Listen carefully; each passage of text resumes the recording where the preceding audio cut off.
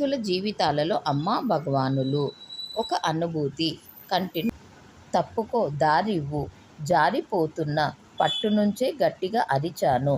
ఇంతలో రైలు అత్యంత వేగం పుంజుకుంది. నా నోటి నుంచి మరో మాట వచ్చే లోపలే గాలిలో ఉన్న ఒక కాలును రైలు క్రిందికి లాగేసుకుంది. భరించలేని నిస్సహాయతో ఆ ప్రయాణికుని కేసి చూస్తున్నాను.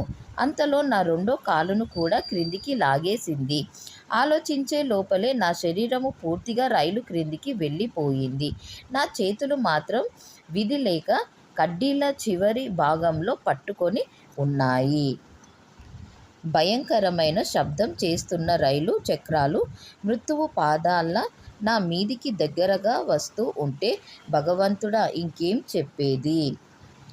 ఆ దారిలో ప్రయాణించే ఎన్నో ఏళ్ల అనుభవంతో తరువాత ఏమి జరుగుతుందో నాకు తెలుసు. రైలు కొద్ది నిమిషాలలో ఇరుకుగా నిట్టారుగా ఉన్న మలుపుకు తిరుగుతుంది. బహుశా నేను గుర్తుపట్టడానికి కూడా వీలులేని మాంసపు ముద్దగా మిగిలిపోతానేమో. అంతేనా? అయిపోయిందా? నా జీవితపు విలువ ఇంతేనా? నిస్సాయంగా ఆలోచిస్తున్నాను.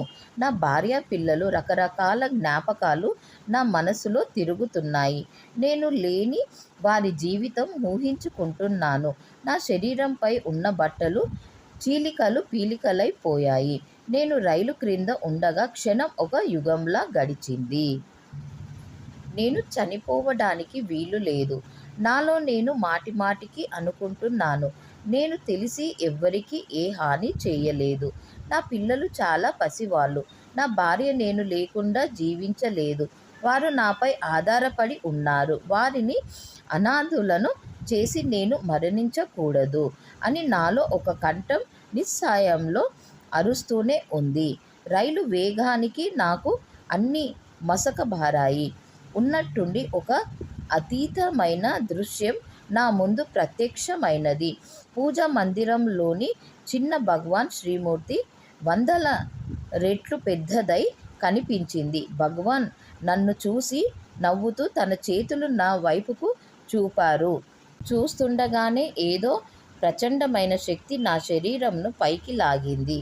చివరికి కంపార్ట్మెంటు లేచి వచ్చేశాను. అప్పటికి ప్రయాణికులు ఏమి జరిగిందో గుర్తించి గొలుసు లాగమని అరుస్తున్నారు. వారు నాకు సహాయం అందించేలోపే నా శరీరాన్ని భగవాన్ తమ 2 చేతులతో ప్రక్కనకు మెత్తగా పడేశారు. ఆహాకారాలతో రైలు దిగిన ప్రయాణికులు మెడకు వేలాడుతున్న టై తప్ప శరీరముపై నూలుపోగు కూడా లేని నన్ను చూసి దిగ్భ్రాంతి చెందారు.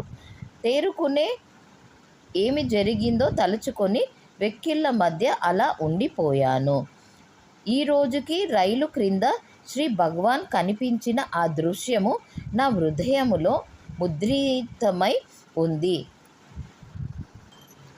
అద్భుతమైన ఆ లీలను తలచుకొని ప్రతిసారి శిలలా అలాగే నిల్చుండి పోతాను.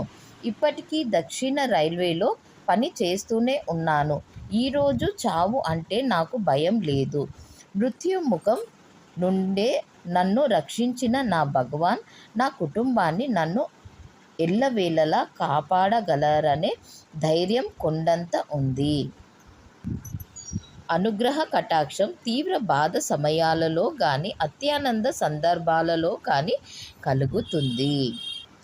జై బోలో అమ్మా భగవాన్కి జై.